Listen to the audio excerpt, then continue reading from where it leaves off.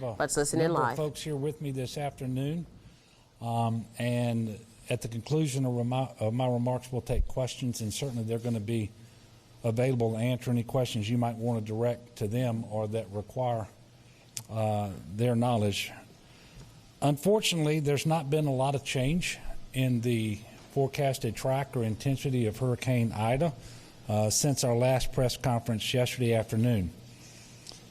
So we're still looking at a very strong Category 4 hurricane making landfall, likely in Terrebonne Parish, tomorrow afternoon or evening.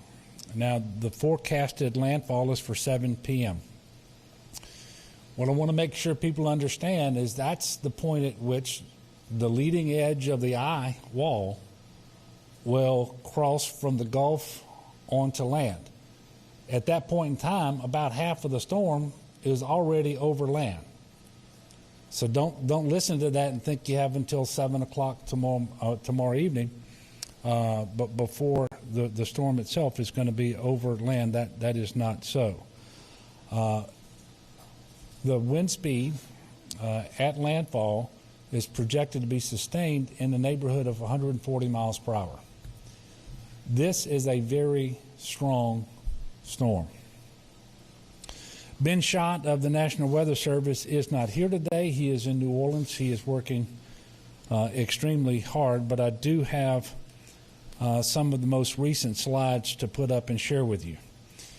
One of the things that you're going to see is just about the entire state is under some type of warning or watch. And so everybody out there needs to be very careful. I don't want folks who are further inland to be caught off guard because there's a potential for 110 mile per hour sustained winds as far north as the Louisiana-Mississippi line, but also from Lafayette through Baton Rouge to New Orleans and all points south, including the river parishes. And I would point out that 110 mile per hour wind, that is Category 2 strength winds. So that's a Cat 2 hurricane there.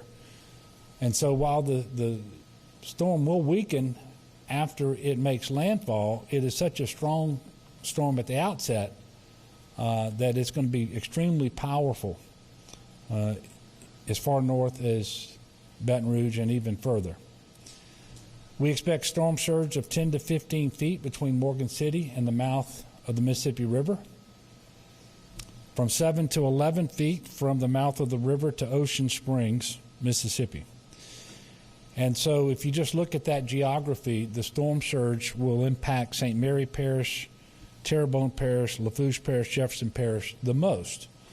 But there will be impacts well away from that, and certainly Plaquemines Parish and St. Bernard will be challenged with storm surge as well.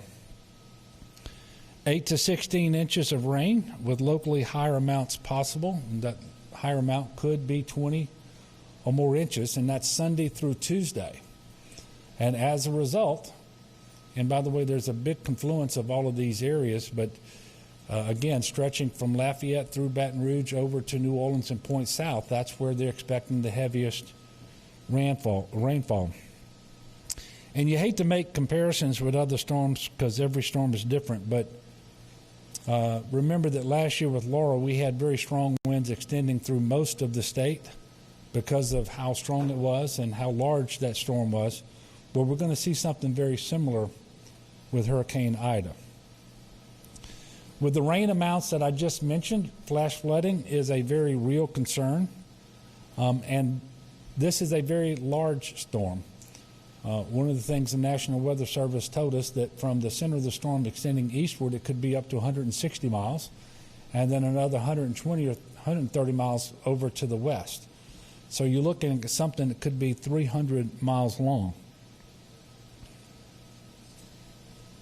River flooding is also possible, especially on the North Shore area. Now, we're catching a little bit of a break here because the rivers don't start off at flood stage, and we haven't had as much rainfall over the last couple of weeks as we had been experiencing earlier in the year.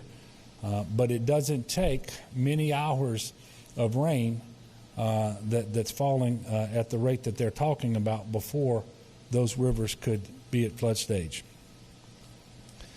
One of the things that we were told today by the National Weather Service during our Unified Command Group meeting is that they are extremely confident in the current track and the intensity as forecasted for Hurricane Ida.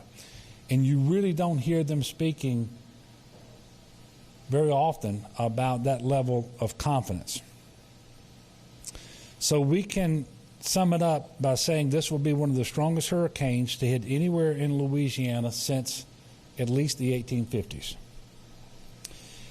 We can also tell you that your window of time is closing. It is rapidly closing. And just like we said yesterday, by the time you go to bed tonight, you need to be where you intend to ride the storm out, and you need to be as prepared as you can be, because weather will start to deteriorate very quickly tomorrow. By 8 a.m., we expect tropical storm force winds to start to move into the inland across southern Louisiana. And while you've been preparing, so has the state, so has local government, and we have certainly had assistance from our federal partners.